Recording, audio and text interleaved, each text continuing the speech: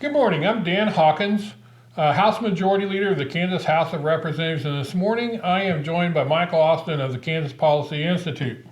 Michael, welcome. Thank you for having me, Dan. It's really good. Michael has been with us on several other videos, but today we have an issue to talk about which is near and dear to everybody's heart out there. Property taxes. Probably, really maybe the most hated tax that we could possibly have to pay. I guarantee you this year when I saw my property taxes, I about blew. But Michael, we hear from the counties all the time that they're really not the cause of this, that they are keeping their mill levies level.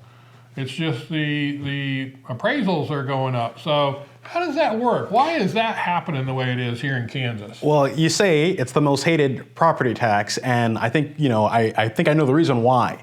It's probably one of the last major taxes that Kansans have to pay, where you have to write a big check. And with that said, how many Kansans can relate to a situation where they may hear from their local official, we've held the line on mill rates, we're not raising your property taxes. But whether it's at the beginning of the year or in the middle of the year, they look at their property tax bill and they see their valuations gone up in the double digits or maybe even in the hundreds of percents. I think what the issue really comes about is that we're seeing backdoor tax increases. It really shouldn't matter whether it's a valuation change or the mill rate change. Your taxes should be staying level, and the reason that it's not is because local officials want to spend that money.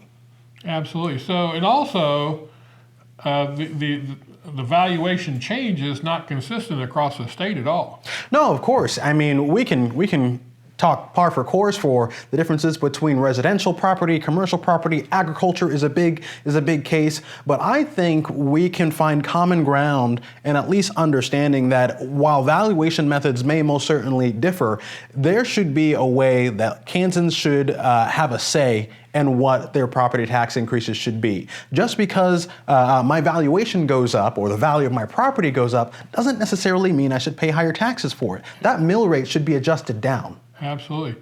So I know that Kansas Policy Institute is always looking at tax policy. Is there anything coming out that you think is worthwhile for the state to look at? Yes. But before I get to that, let me say that there's at least a policy out there that I know will not work, and that will be the state funding going towards what we call the local ad valorem property tax, LAVTR.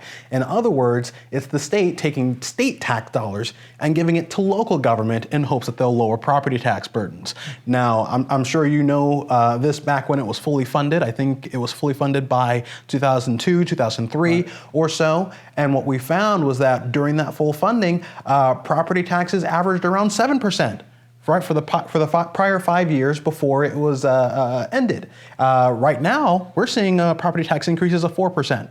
So it failed in the past, and it's most likely going to fail again. Yet, unfortunately, this is what Governor Kelly is proposing, as well as her supporters. In terms of the solutions that I think would actually do a great job in lowering property taxes, there's a bill coming into the Kansas legislature that is modeled off of what's happening in Utah. In Utah, they have a program, what they call Truth in Taxation. Mm-hmm. So let's take a similar Kansas scenario. Your mill rate may have stayed the same, but your valuations increased. Well, in Utah, that doesn't happen. In Utah, if your valuation increases, your mill rate goes down. In fact, that is the default. If your local official wants to raise the mill rate or raise taxes in order to prolong some sort of spending, then they have to not only inform you, but they also must get your consent. Get a vote? That's right. Yep. And by doing that, I think it's a perfect blend of ensuring that those local officials who really want to grow spending, by all means, can do it. Start the campaign, start the messaging, get the reason out as to why you need to grow the budget. But for those who want to do something more stealthily, it at least stops them in their tracks. Absolutely. And Utah is seeing results. Well, Michael, thank you for coming today and sharing with listeners about the tax stuff that's going to be happening here in the State House. Stay tuned. We'll have some more videos for you very soon. Thank you.